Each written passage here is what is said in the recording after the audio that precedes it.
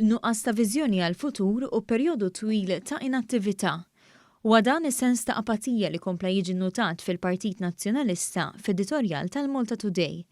Bititlu The PN's Waning Influence, l-editur tal-Malta Today jirrefera l-laqa taħra ta' ftit tal-jemilu tal-Grupp Parlamentari Nazzjonalista, li dwara l-istess gazzetta żvelat dettalji ta' kif il-firda fil-partit ta' Bernard Grech ma trid tispiċċa qatt.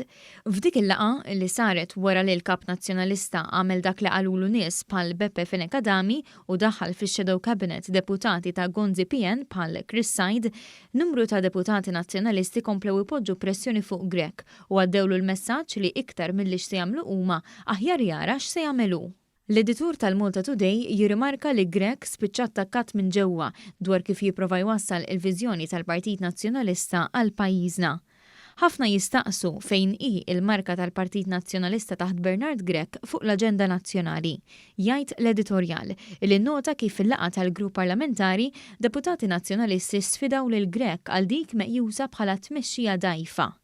Il-messaġġ mill-votanti lil Partit Nazzjonalista huwa li maħniex interessati, ikompli jgħid l-editur, filwaqt li jikteb li minkejja kollox b'kuntrast għal Partit Nazzjonalista, il-Partit Laburista ġab il-bidliet billi jwieġeb għar-realtajiet tan-nies, fosthom bl-emenda legali għal protezzjoni tal-mara f'każ ta' komplikazzjonijiet mediċi waqt it-tqala u anki żamm b'saħħtu s-sistema soċjali ta' pajjiżna fi żmien ta' pandemija u lilin. Il-messaġġ li l-Partit Nazzjonalista qed jimbotta lin-nies flok jiġbidhom lejh anki nnutaħ il-kartun ta' Sunday Times. Intant fil-laqam anqla tal-Grupp Parlamentari Nazzjonalista li għalija jagħmel referenza l-editorjal spikkaw iż-żewġ fazzjonijiet, waħda ta' favur Bernard Grech u l-oħra li qed timponi x'għandu jagħmel il-kap biex it-tmexxija tiegħu tinħass iżjed. Fost l-aktar voċiferi kontrih kien hemm id-deputat Joe Giglio li ftit wara l-laqa fil-preżenza tal-istess kap f'konferenza tal-aħbarijiet ikkonferma li l-laqa kienet waħda taħra u b'diskors ta' min wieħed għandu jiżen kull kelma tiegħu.